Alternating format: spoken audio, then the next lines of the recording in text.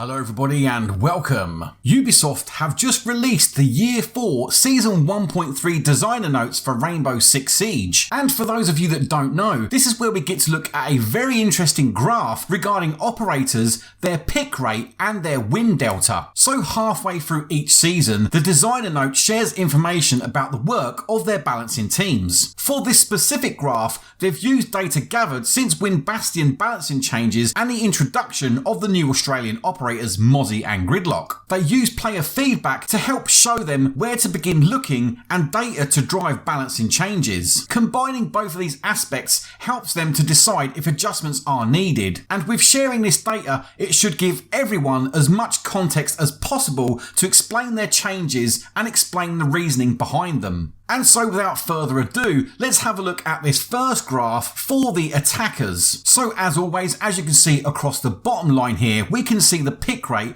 This is how often that specific operator is picked. And on the left hand side, we can see the win delta, and this is how often that operator is on a winning game. So in an ideal world, as far as the developers are concerned, most operators need to be about in the middle of that cross that you can see, roughly where Maverick is approximately in an ideal world. But obviously, if we can see, there are a few operators that are outside of that sweet spot. Some of the ones that really do stand out here obviously are Thinker, picked roughly about 5% of the time, but on the winning game around about 2% of the time. And we can see on the other end there Twitch, which is picked about 55% of the time and is on the winning team round about 8% of the time roughly. The one thing that stands out to me about this attackers graph is it seems to be a lot of operators on the less picked rate. Now I know for me personally, when it comes to Gridlock, the new attacking operator for Operation Burnt Horizon, I've been picking her nearly every game that I play, so I'm surprised that her pick rate is not a lot higher. I do think she's a great operator. It really would be interesting to hear your guys' thoughts on this graph and see what you think about how these operators are placed and whether you agree with it or disagree with it, or is there any operator that's placed in that graph that you think, yeah, really they shouldn't be there and perhaps that operator should be placed somewhere else. But like I say, all of this data is gathered from the game as it is. But having said that, do bear in mind that these are from ranked PC, Platinum and Diamond